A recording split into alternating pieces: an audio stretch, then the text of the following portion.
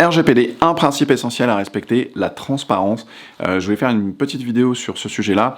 Alors, il faut voir que ce principe de transparence apparaît à différents endroits dans le règlement, l'article 5.1, l'article 12, notamment, c'est vraiment deux points qui sont très importants, et c'est notamment une des raisons principales pour laquelle Google a été condamné à 50 millions d'euros par la CNIL. Donc là, ils ont fait appel à la décision, mais il va falloir voir ce qui en résulte. Mais il faut savoir quand même le principe, enfin, un des principes piliers de la décision de sanction, ça a été la violation de ce principe de transparence. Alors, qu'est-ce que ça veut dire?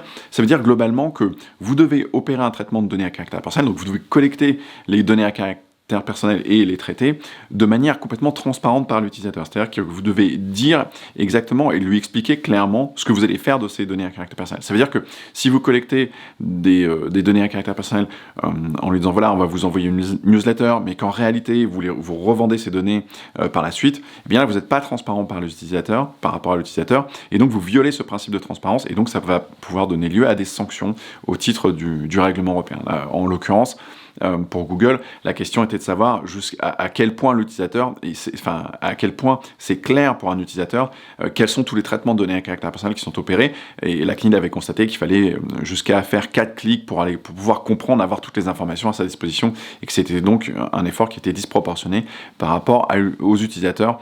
Voilà, on va dire la compétence moyenne de tous les utilisateurs. C'était vraiment trop compliqué d'arriver à rassembler toutes ces informations, et donc Google a été jusqu'à présent sanctionné par rapport à ça.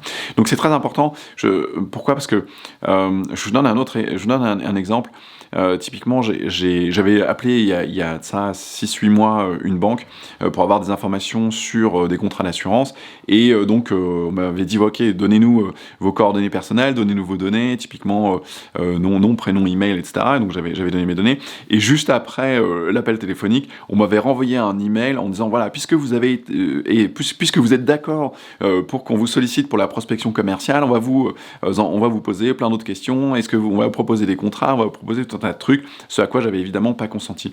Donc ça, typiquement, là il y a une problématique dès l'origine, dès lors de la collecte des données à caractère personnel, il y a une problématique de transparence. Là, il y a une violation évidente du règlement européen, puisque en fait on collecte des données. Alors c'est pas le seul principe qui est violé, parce qu'il y a aussi la finalité, le principe de finalité qui est violé, mais il y a aussi la question de la transparence, parce qu'en fait on dit quelque chose à l'utilisateur, au consommateur en l'occurrence, et puis on fait quelque chose de complètement différent par rapport à ces données.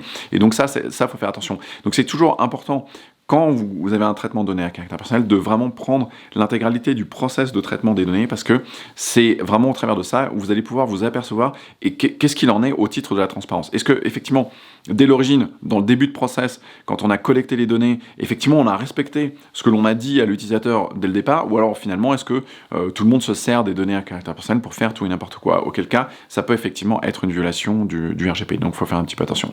Donc voilà, si c'est pas clair pour vous, n'hésitez pas à jeter un œil aux formations que j'organise des formations de 2 jours sur le règlement européen à Paris assez régulièrement. Jetez un petit œil, ça vous permettra de voir tout le process de conformité et d'avancer de manière pratique et opérationnelle sur ces questions-là. Et si vous n'êtes pas inscrit à la chaîne, profitez-en pour vous inscrire. Voilà, j'espère vous retrouver à bientôt. Ciao, ciao!